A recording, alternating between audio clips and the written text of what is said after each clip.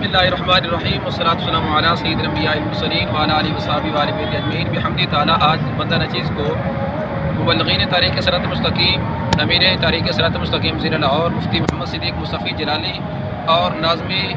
تاریخ لبیک یا رسول اللہ صلی اللہ علیہ وسلم صاحبزادہ محمد حامد مصطفیٰ جلالی صاحب کے ہمراہ مینار پاکستان کا وزٹ کرنے کا موقع ملا ہے، اور اللہ کے فضل سے 19 فروری آل پاکستان سنی کانفرنس ہونے جا رہی ہے،